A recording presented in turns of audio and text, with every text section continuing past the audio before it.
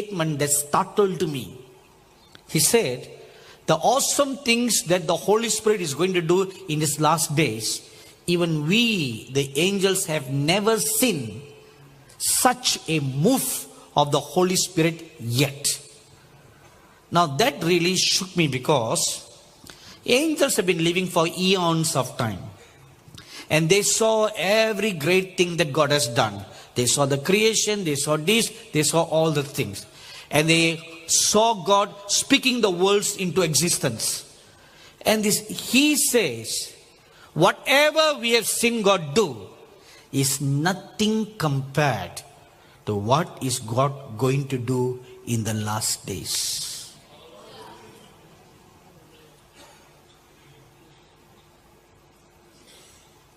That is mind-boggling. Mind-boggling. We cannot fathom, cannot understand the great things that God is going to do in the last days. And the best part of this whole thing is the Holy Spirit is going to use you as the catalyst through whom He is going to display the last final move of God. How blessed people you all are. Amen. Shouldn't you give God a good clap, thanksgiving?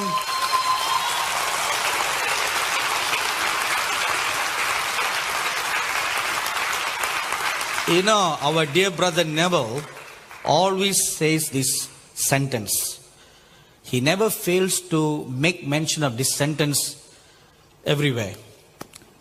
He says, you could have been born in the 18th century, the 12th century, or the 1st century. You could have been born even during the dinosaur age. You could have been born, or during the Stone Age days, or during the caveman age. You could have been born, or during Flintstones age. You know, you could have been born all this age, but God purposed that you should be born in such a time as this. For such a time as this. To not only be a spectator, but be a participator in the final display of the glory of God. How privileged. How blessed. That's why membership has its privileges. Membership into the end time army of God. Not membership into a church body.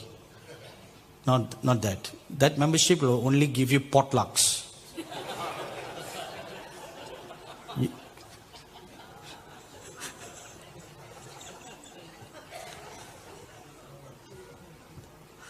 You all never have potlucks in your church?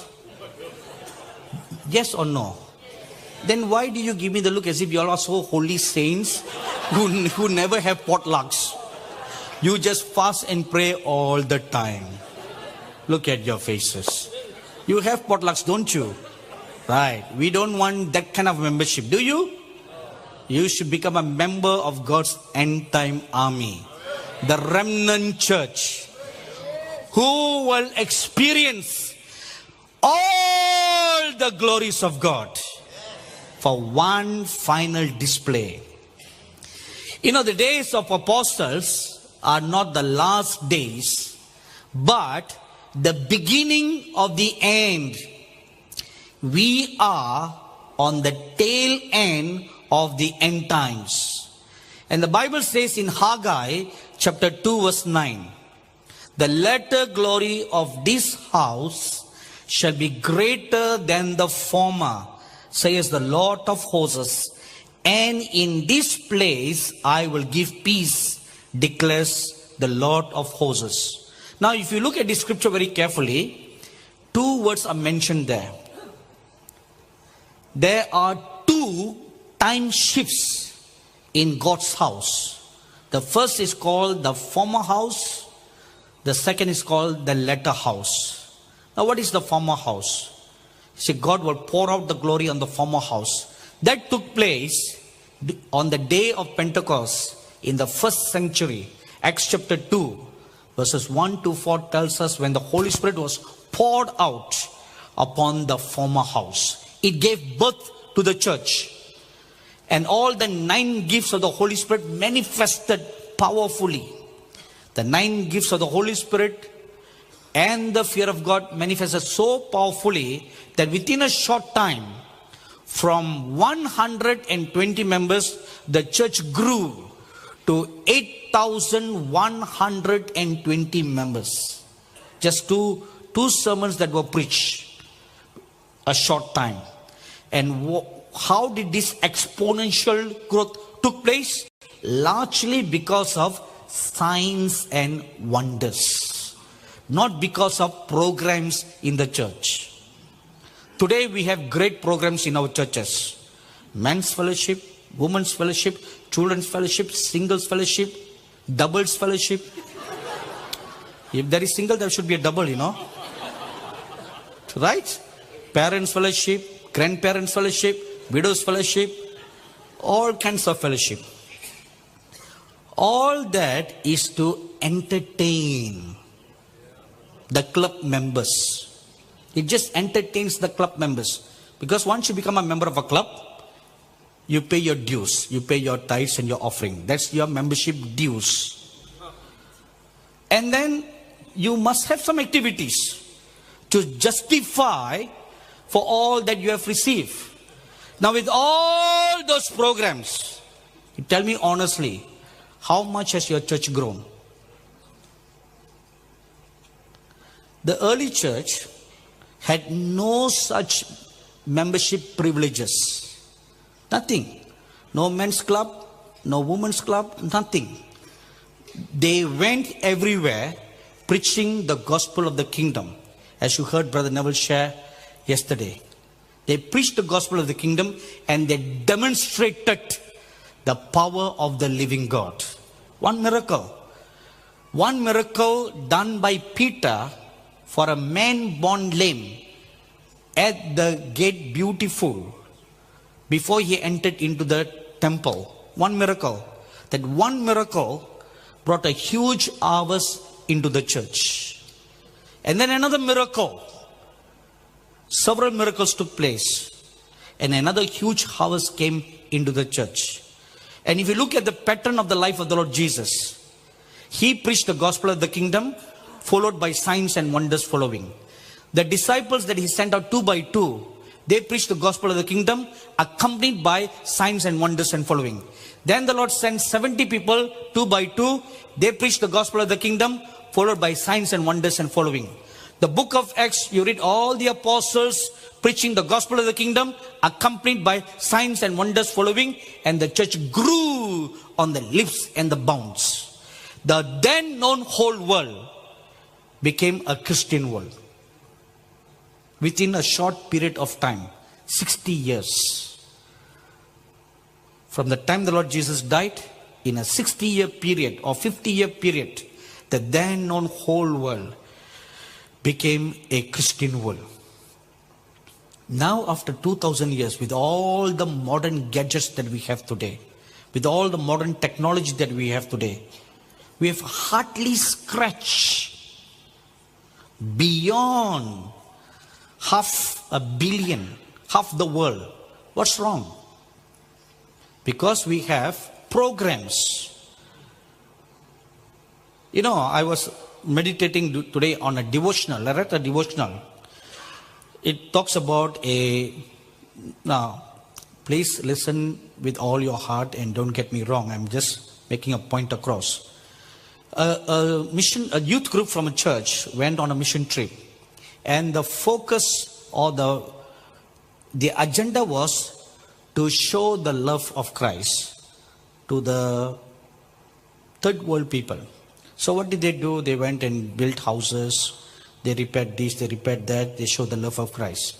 So when I read that, I pondered, I pondered. Because when I heard Brother Neville's message last night, I went back and I skimmed through the scriptures. Look at every time the Lord Jesus preached the gospel, every time the disciples preached the gospel, it was the gospel of the kingdom accompanied by signs and wonders following. That is the pattern. When the Lord Jesus sent out the disciples, He gave them two commands. One, preach the gospel of the kingdom. Two, heal the sick. This is a command. That does not mean we cannot do good. That should be secondary, not the primary focus. So because the secondary now becomes the primary focus, we are no more winning the loss. We are no more. Remember the statement that the Lord told Brother Neville, keep the main thing the main thing. We have lost the main thing. We have lost the main focus of our existence. What's the purpose of the church? Not to be a club. Ephesians chapter 4 verses 11 to 13 says, God gave an apostle, the prophet, the evangelist, the pastor and teacher to equip the church so that they will all become ministers of God, to do the work of an evangelist, not to warm the pews, not to find your life partner in the church, not to create problem in the church, divide the church, and then you start another church. See, the real purpose of a church is to equip the church so that you become a proof producer, a power demonstrator. That's the purpose. And what are we doing from the day that you get saved till now? How many souls have you brought into the kingdom of God? Maybe you may say to me, I'm hardly surviving myself. Every day I'm dying, I'm resurrecting myself. I am backsliding and then I'm getting revived. I'm backsliding and I'm getting revived. All my life, I only have enough time to save myself.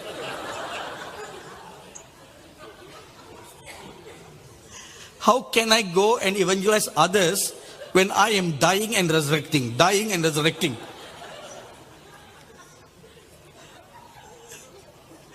This cannot go on forever. One day you'll find that you're not able to resurrect anymore. You are dead forever. My dearly beloved brothers and sisters, please remember this phrase or this sentence that the Lord spoke through Brother Neville. Keep the main thing the main thing. The main thing the main thing. What's your purpose? To reach out to others, to demonstrate the power of the living God. That's your purpose. So the former day was the day of Pentecost. Now the latter day, this present time, when after 2000 years of the church being in a black hole or going through dark ages, in the year 1904, the Holy Spirit was poured out one more time in Los Angeles, and it started in a place called Azusa Street. I'm sure you all are very familiar with. From that time onwards, the anointings of the Holy Spirit was picking momentum till it's now reaching a crescendo in these last days. But in these last days, the Bible tells us the Lord Jesus Christ is going to come to bringing the former rain and the latter rain, put them together and give the last days remnant church a perfect storm. It's going to be a perfect storm. Hosea chapter 6 verse 3. Let us know, let us pursue the knowledge of the Lord. His going forth is established as the morning. He will come to us like the rain, like the latter and the former rain to the earth. This is what is going to happen in these last days. The former house is going to get all the glory. The latter house is going to get all the glory of the former house plus the letter house. Not just the letter house. Gets everything together. You know, several years ago, we had a VHS videotape. Have you seen that? Okay, if you have seen that, means you are very old. If you have not seen it, means you are very young. Okay, all the old people. You saw VHS tape. After VHS tape, it transitioned to VCD players. From VCD players, it transitioned to DVD players. From DVD players, it transitioned to, today is what? Blu-ray player. Tomorrow is going to be red player. Okay, Blu-ray. This is where we are today. If you buy a Blu-ray player, the Blu-ray player can play a DVD or ordinary DVD. Because the Blu-ray is of a higher standard, it can play anything that is lower. But if you buy a DVD player, it cannot play a Blu-ray. It cannot go up, but it can come down. In the same manner, in these last days, God is going to pour out the latter glory that also includes the former glory. So a double portion anointing. You know, in science, they say like this. Okay, before we go, let me tell you something else that the angel told me in Louisiana. The world has seen the Holy Spirit as a gentle rushing wind on the day of Pentecost. Acts chapter 2 verse 2 says, the Holy Spirit came as a gentle rushing wind. But it has not seen him as a tempest. A tempest as a storm that is gathered from the four corners of the earth as one great power that will blow upon the whole world. If you read Ezekiel chapter 37, verse 9 says, the prophet Ezekiel was commanded by the Lord to call forth the winds to come from the four corners of the earth and to blow upon the dry dead bones.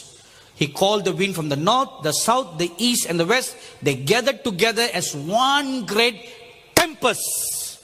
And they came upon the bones, and the bones all joined together to form one exceedingly great and mighty army.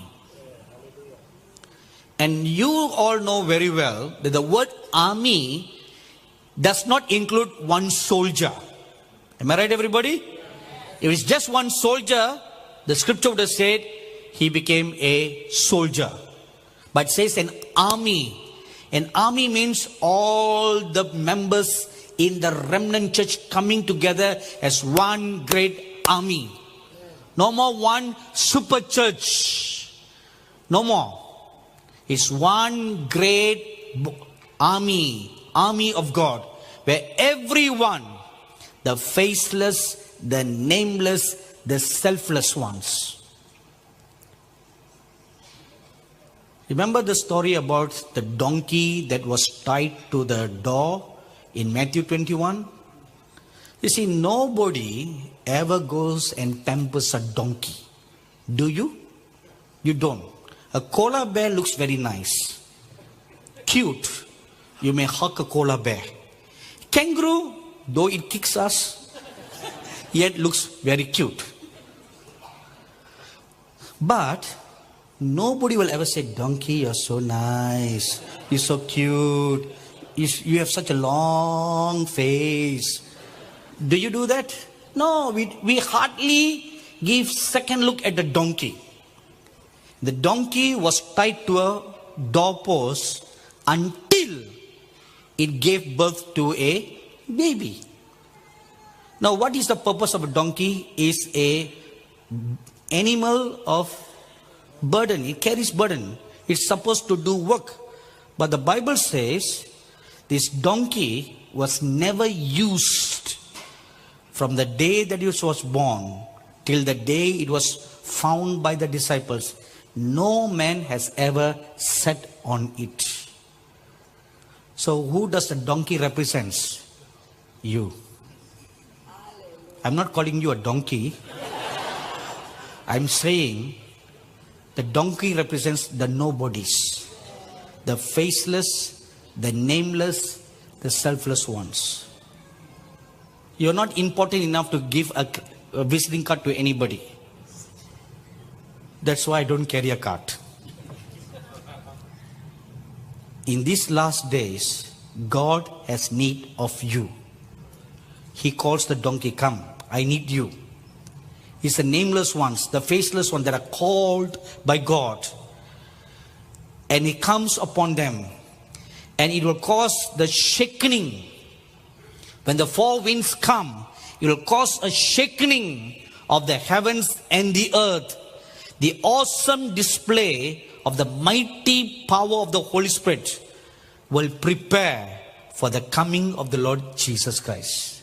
That's the whole purpose, to prepare for the coming of the Lord Jesus Christ. Haggai chapter 2, verses 6 to 7 say, when the power is manifest, then the desire of all nations will come. Now on Pentecost Day, the Holy Spirit came as a wind and filled the house. But in the last days, the Holy Spirit will come like a perfect storm, gathering Himself from the four winds. Now what are the four winds? Isaiah chapter 11 verse 2 talks about the seven spirits of God. The seven spirits of God are grouped together in force, like a four mighty river.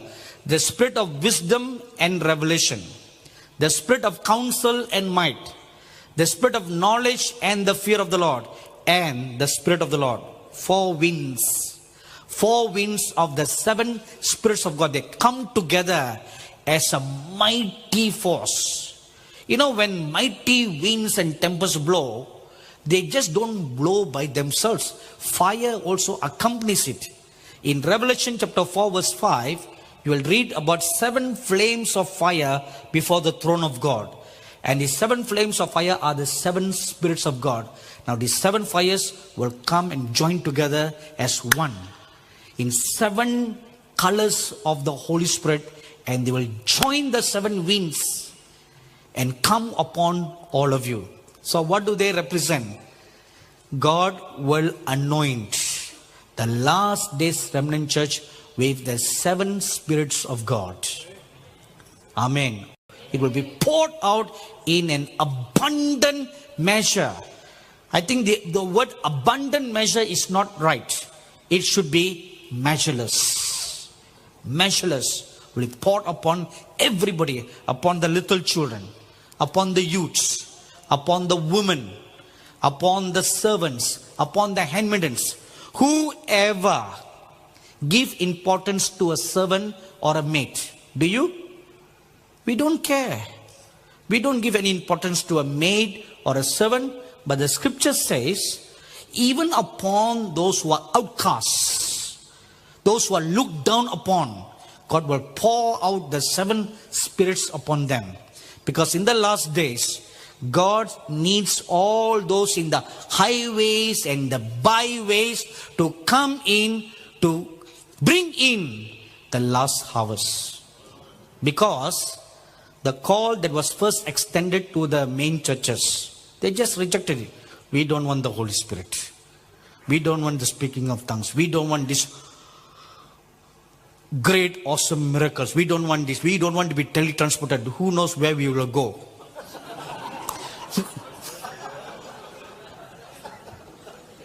We don't know all that. So scary. Oh, worse still, we brand them all as of the devil. You know, during the Wales revival, as I mentioned to you on the first day, it swept, the fires of the Holy Spirit swept all over Wales. And those fires leapt over into Germany. And Germany caught the fire, one particular church, and was spreading until the established church called for a consultation. They wanted to discuss about this speaking in tongues business.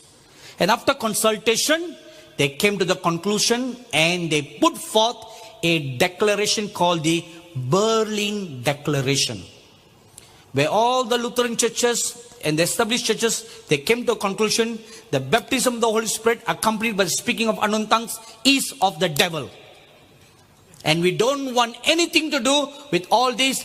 And the door of Germany was closed to the Holy Spirit. Shortly after, Hitler rose up in Germany.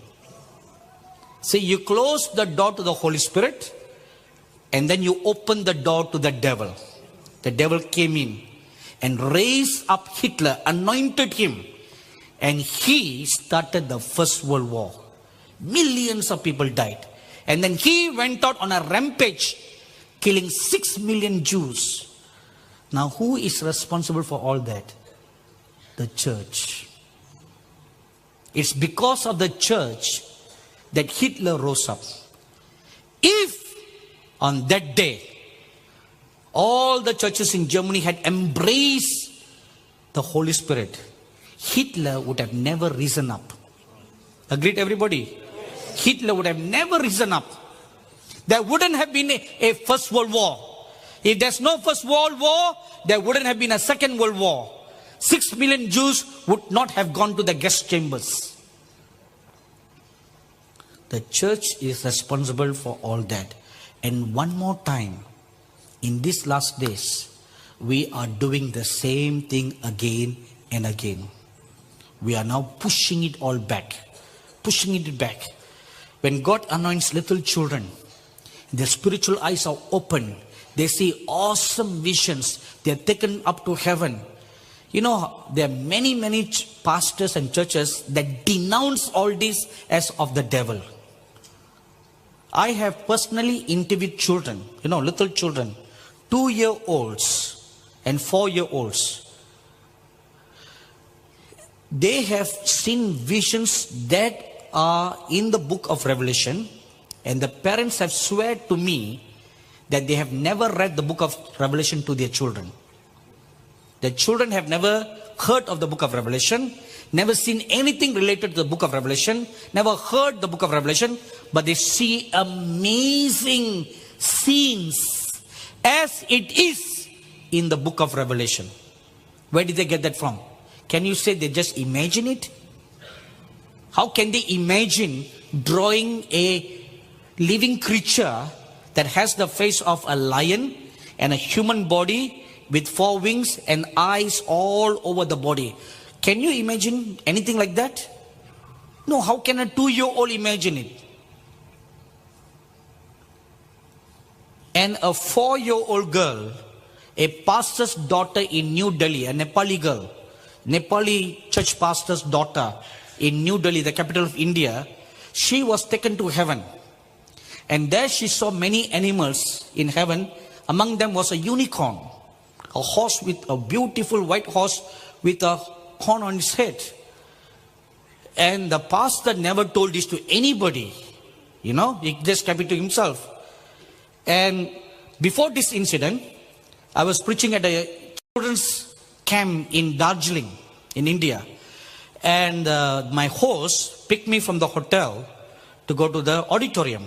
And on the way, he asked me some questions about some of the visions that I've seen in heaven. So I told him, okay, I'll share with you on a promise that you will never breathe a word to anybody. He said, Scout's honor. So I shared with them something, and I mentioned about this unicorn that I've seen. And with horses with wings and how they fly and all that. So he just kept to his heart. And then this young man, he went to New Delhi to do a youth ministry. And the pastor shared in private what the daughter saw. And this young man was shocked. And then he narrated to the pastor what I had explained. And when the pastor heard that I had seen a similar thing, he took courage then that his daughter was really taken to heaven and she really has seen it. And then he boldly told everybody else what the daughter has seen. Now, is that imagination? It's not imagination. And then there was another incident. Some group of pastors, they had their, retreat. And in the retreat, instead of kneeling down and praying of fasting and praying, or at least discussing the word of God, or discussing how they can take their city next for God, they sat together to talk about me and our television ministry. And they went on criticizing about every program that we were producing. Chiefly, the programs that we produced where we interviewed children who have seen visions. And we dramatize those visions to share everybody what God is doing for the children. And they were denouncing that all this is of the devil. There was one pastor in that meeting whose children have such experiences. He stood up and he denounced the chairman of the meeting, said, "You are a liar to speak such things." See, they are experiencing it. This is the same problem that happened in the days of the Lord Jesus. If you read Matthew chapter 21, when the little children were all crying and praising God, praising the Lord Jesus, saying, "Hosanna to the Son of David who is coming in the name of the Lord." The Pharisees, the established church leadership of that day, rebuked the children and asked the Lord Jesus to shut them up. Little ones. See, when the big ones or the older people, when they sang, these people had no problem. But when the babies, the sucking babies and little children, when they lifted up their voices to sing the praises of God, it somehow discomforted the established church leadership. You know why? All the devils in them began to tremble. Because the Bible says in Psalms 8:2 that in the last days, the little babies from 0 age up to 4-year-old, they are going to cast out demons. They are going to do that. So that's why when they started singing, all the devils in the established church leadership began to tremble. You know, several years ago, we were conducting a fasting prayer meeting in Chennai. And an angel of the Lord appeared to me with a scroll, and he unfolded the scroll and he read, "God is asking you to establish a children's ministry and teach the children about the end time, their end time destiny of seeing visions and to prophesy." And the age group was 5 to 12. So we began to conduct a separate meeting for the children from that time onwards. Then he also added that the babies, those who are still drinking milk from the mother, from 0 age right up to 3 years old, they are going to cast out demons. And this angel pointed this scripture to me, Psalms 8:2. So that day in the meeting, I made this public. I told everybody what God is going to do. Therefore, we are going to start these new ministries for the children. There was a mother who came from another city in India called Bangalore. And they have 2 children, one a 10-year-old girl and a small 1-year-old baby that she was still nursing. So the mother heard what I just said. She went home and they have a servant girl, a 13-year-old girl who is their relative. This girl does all the housework in them. And this girl was a demon-possessed girl. Now, to make a long story short, and she would do all kinds of demonic activities in her house, and nobody knew it was actually this girl who was demon-possessed. Until one fine day, the aunt realized that her niece was really demon-possessed. And the aunt didn't know what to do with a demon-possessed relative. So one morning, she carried her baby. By this time, this boy is 1.5 years old. She carried the baby down to make milk for him. At that moment, this servant girl came out of the kitchen with a feeding bottle in her hand. This little boy, he looked at the girl. He just smiled with his babyish smile, and he lifted up his hand and pointed at her. In that instant, the aunt, her spiritual eyes were open, and she saw a dark, evil spirit depart from the girl. She was shocked. She was shocked. And then suddenly she remembered what I preach, that the babies will cast out demons. And she saw with her own eyes that scripture, Psalms 8:2, coming to pass. These are the days. Have you ever heard anything like this in history before? No. Eyes have not seen, ears have not heard, neither has it entered into your mind what great and awesome things God is going to do in the last days. These are the powers of the age to come. I was told very strictly by the Lord, prepare the children for their destiny. What is their destiny? To see visions and to prophesy. Little ones. And that's what we do in our ministry in India. We have several programs that we telecast on Angel TV that are specially designed to train them for the future, for their destiny. And we also have a weekly a club called Malakutis Club. Malakutis means Angel Kids. Every Saturday afternoons from 3 to 5, we have two children group. One for 2 to 4 year olds and the other from 5 to 12 year olds. And we prepare them towards their destiny. And these children see amazing visions like nobody else. Every time they gather together, every one of them sees the Lord Jesus walking as a Lion of Judah in the meeting. Every one of them. And once I tested these children, I saw the Lord Jesus Christ and I asked the kids, okay, how many of you sees the Lord? Everybody put up their hands. So I asked them, show me the exact location where the Lord Jesus is standing. And every one of them pointed their finger to the exact location where I see the Lord Jesus Christ standing. If I didn't say, how can all the children point their finger at the same direction? So they're not lying, are they? This is their destiny. Not just coloring or drawing. Okay, draw whatever you like. And they all draw a Pokemon monster. The Pokemon is now a craze in the world. Do you know how the founder planned that? The founder is a former Christian and he designed those Pokemon. This is his own testimony, to rebel against his godly parents. And he designed all those demons as an insult to Christianity. So if you allow your children to play Pokemon demons, what are you teaching your children? Okay, it's not innocent, Harry Potter is not innocent. Pokemon is not innocent. Pokemon is the moon. Moon comes from demon. You see, poke the demon. That's what it is. And it's not innocent. Casper the friendly ghost is not friendly. A ghost is a ghost.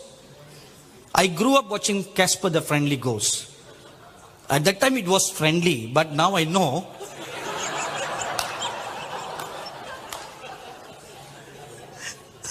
It's not so friendly, ghosts are ghosts. There's no such thing as friendly ghosts or unfriendly ghosts. My dearly beloved brothers and sisters, if you will not prepare your children for their ultimate destiny, the devil is already preparing your children to serve the Antichrist army. So whom do you want your children to serve? The army of God or the Antichrist army? If you will not do anything about it these days, just like what Mordecai told Esther, if you are going to remain silent, your kids will be the first one to take the mark of the beast. Because their mind has already been programmed by the demons. Already all programmed. And if their minds are programmed, your mind will be, without much further, also be programmed to receive the mark of the beast. So, the final manifestation of the Holy Ghost will be in great power and great glory. We must therefore have a knowledge of the workings of God in these last days. How are the gifts going to manifest? We mentioned earlier that everything works by faith. Translations by faith. If it is by faith, why go through a seminar? This is what God is going to do. But we need to have the knowledge. Like I mentioned to you earlier, Michael was able to have all these wonderful experiences because someone who had plowed the land wrote a book. And through the book, Michael was taught, Michael was tutored, Michael was trained how to enter into the realm of being translated. Somebody taught him. Somebody trained him. That's the purpose of all this. Schools of translation, schools of prophets. The purpose is to teach you how to engage in the truth so that you will not be deceived by the false. So now, what are some of the powers of the age to come? Now, we are not able to go into great detail, but whatever that's written in these last days, 7 horns anointing is in a greater depth of the powers of the age to come, which I'm going to share shortly right now. Number 1, our bodies will be infused with the power and the glory of God. Acts chapter 5, verse 12 to 16. The power and the glory was so infused in the body of Peter, so much so, when he walked on the streets, his very shadow touching the sick healed the sick. How can a shadow in the natural heal anybody? It's not the shadow, it's the aura. See, the glory produces an aura. I'm sure you're familiar with that. It's an aura. When you come within that perimeter on the ground of that presence, the aura of God, you are healed. So that is the first one. That is why you read in Exodus chapter 3, verses 2 to 5, when the prophet Moses came within the vicinity of the burning bush, the angel told him, remove your shoes. He came within the aura of the presence of God. And the presence of God is holy. Again, you read in Joshua chapter 5, verses 13 to 15. An angel of the Lord appeared before Joshua, and this powerful angel carried the very presence of God.